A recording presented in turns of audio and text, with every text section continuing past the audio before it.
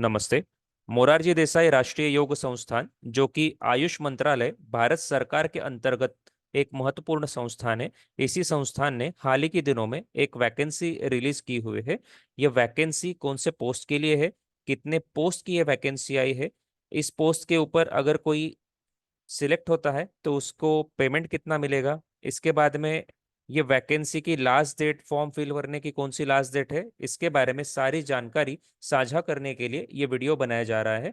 तो अच्छी तरह से आपको यहाँ पे ध्यान देना है कि एग्जैक्टली ये वैकेंसी कौन से पोस्ट के लिए है। तो सबसे पहले हम देखते हैं कि वैकेंसी जो है वो कौन से पोस्ट के लिए है। तो सीनियर मेडिकल ऑफिसर, इस पोस्ट के लिए ये वैकेंसी जो है वो मोरारजी देसाई राष्ट्रीय योग संस्थान ने निकाली है। कितने पोस्ट है, तो एक पोस्ट है। पे स्केल कौन सा रहेगा, तो पे स्केल रहेगा 11 लेवल का।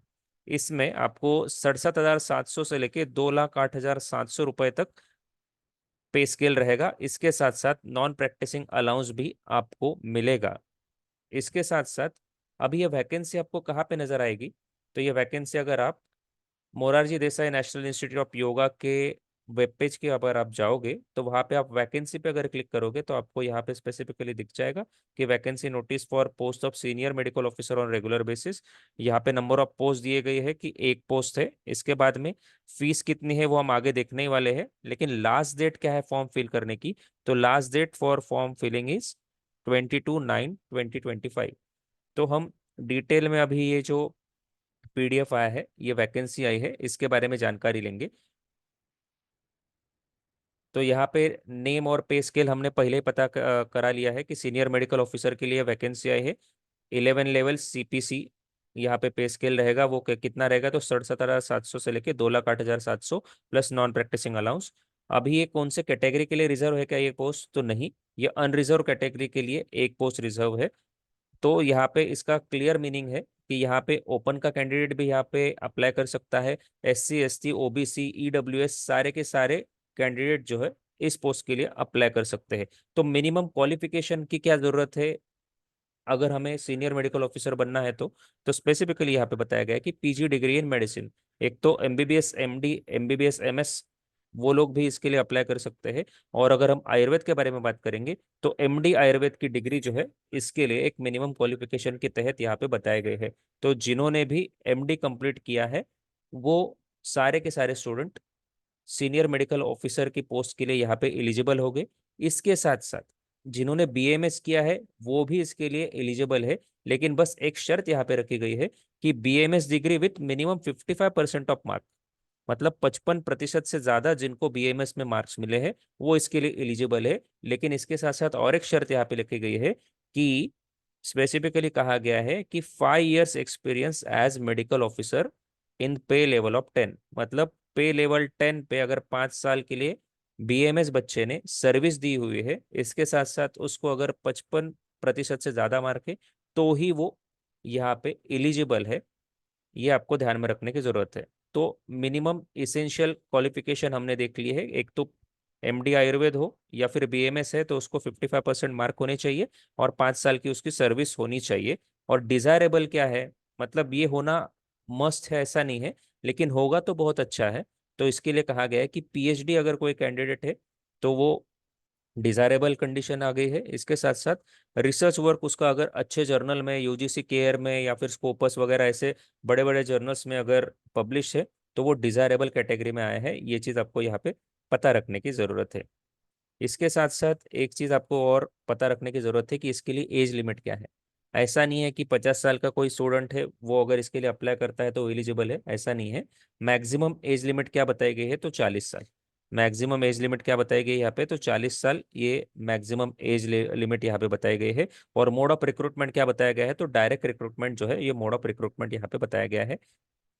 इसके साथ साथ और कुछ कंडीशन यहाँ पे देख लेंगे हम।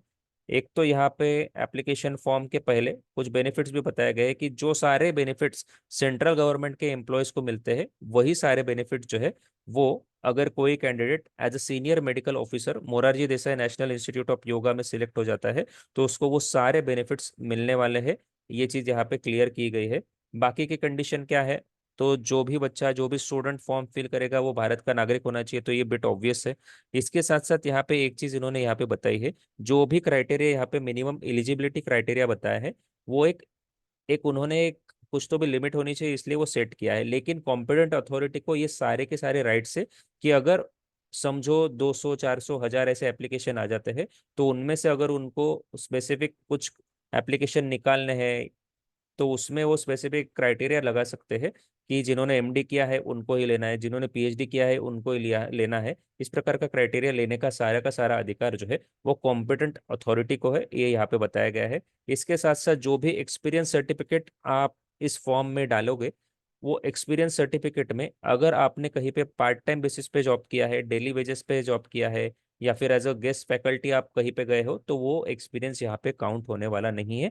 ये यहाँ पे बहुत ही क्लियरली बताया गया है। मोस्ट इंपॉर्टेंट चीज हमें यहाँ पे याद रखनी है कि क्लोजिंग डेट क्या है एप्लीकेशन फॉर्म सबमिट करने की। तो एप्लीकेशन फॉर्म सबमिट करने की क्लोजिंग डेट जो है वो 22/9/2025 बताई गई है। मतलब 22 सितंबर 2025 जो है ये एप्लीकेशन सबमिट करने की फाइनल डेट बताई गई है। देखिए ये एप्लीकेशन जो है वो ऑनलाइन नहीं है, आपको प्रिस्क्राइब फॉर्मेट दिया गया है, वो भी हम इस वीडियो के एंड में देखने वाले हैं। उस फॉर्मेट में आपको एप्लीकेशन भरना है और बाय स्पीड पोस्ट आपको ये डिलीवर करना है Morarji Desai national institute of yoga के लिए। ये पॉइंट आपको यहाँ पे पता रखने की जरूरत है। इसके साथ साथ अगर किसी को डेपुटेशन पे ये पोस्ट पे जाना है तो उसको प्रॉपर चैनल से ही जाना है, ये चीज भी यहाँ पे मेंशन की गई है। और गैजेटेड ऑफिसर से हमें ड्यूली अटेस्टेड करके सारे डॉक्यूमेंट्स जो है वो फॉरवर्ड करने चाहिए अगर किसी को डेपुटेशन पे एमडीएनआईवाई में जाना है, तो इसके बारे में बताया गया है। अगर प्रॉपर चैनल थ्रू अगर वो नहीं जाते तो एक एनओसी अगर वो सबमिट करते हैं तो भी चलने वाला है। ये पॉइंट यहाँ पे स्पेसिफिकली मेंशन किया गया है।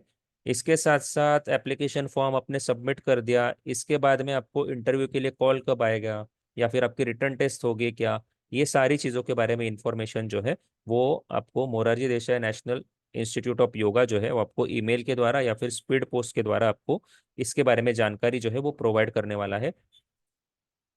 इसके साथ साथ इंटरव्यू के लिए कैंडिडेट को जब कॉल आएगा या फिर उसको ईमेल आएगा या फिर उसको स्पीड पोस्ट आएगा, तब जब भी उसको जिस दिन उसको बुलाया जाएगा इंटरव्यू के लिए, उसको खुद के पैसे से वहां पे जाना है। यही पॉइंट यहाँ पे बताया गया है। ये सारे बेसिक बेसिक पॉइंट्स यहाँ पे बताए गए हैं। लेकिन एक और इम्पोर्टेंट चीज है कि इसके लिए एप्लीकेशन फीस कितनी है। तो कोई अगर candidate SC ST OBC ex serviceman है, या फिर पर्सन विद डिसेबिलिटी है, कोई महिला विडो है, डिवोर्स वुमन है, या फिर women judicially separated from there husband इस कैटेगरी के अंतर्गत आती है, या फिर गवर्नमेंट सर्वेंट कोई है, तो इनके लिए ₹0 है, नो एप्लीकेशन फीस है उनके लिए। लेकिन जो स्टूडेंट ओपन कैटेगरी में है, अनरिजर्व कैटेगरी में है, उनके लिए ₹1000 जो है वो एप्लीकेशन फीस है। अब ये ₹1000 जो है वो हमें गूगल पे से देने हैं या फिर बैंक ट्रांसफर करना है, तो ऐसा कुछ नहीं है। यहाँ पे स्पेसिफिक एक प्रॉपर चैनल बताया गया है कि हमें डिमांड ड्राफ्ट बनाना है। अभी डिमांड ड्राफ्ट किसके नाम से बनाना है, तो demand draft in favour of director Morarji Desai national institute of yoga, इनके नाम से हमें एक डिमांड ड्राफ्ट बनाना है बैंक में जाके। और उस डीडी में क्या चीजें मेंशन होनी चाहिए इसके बारे में भी बताया गया है कि on back side of DD candidates must mention candidates name, category and post applied for. देखिए बैंक में आप जब जाओगे आपको अब बोलना है कि डीडी निकालना है किसके नाम से, तो director Morarji Desai national institute of yoga, कितने रुपीस का, तो ₹1000 का। और उसके पिछली साइड में आपको लिखना है कि आपका नाम क्या है, आपकी कैटेगरी क्या है और कौन सी पोस्ट के लिए आपने अप्लाइड किया है। ये सारी चीजें आपको अच्छे से याद रखनी है। इसके साथ साथ जब आप एप्लीकेशन फॉर्म पूरा फिलअप करोगे, डीडी आपने बना लिया है, इसके साथ साथ आपको डॉक्यूमेंट्स क्या देने हैं, तो इसमें मोस्ट इंपॉर्टेंट चीज है आपके 2 रिसेंट पासपोर्ट साइज फोटो देने हैं, self attested copy of all certificates, सारे के सारे सर्टिफिकेट्स आपके बीएमएस के फर्स्ट से लेके फाइनल ईयर तक के मार्कशीट देने हैं।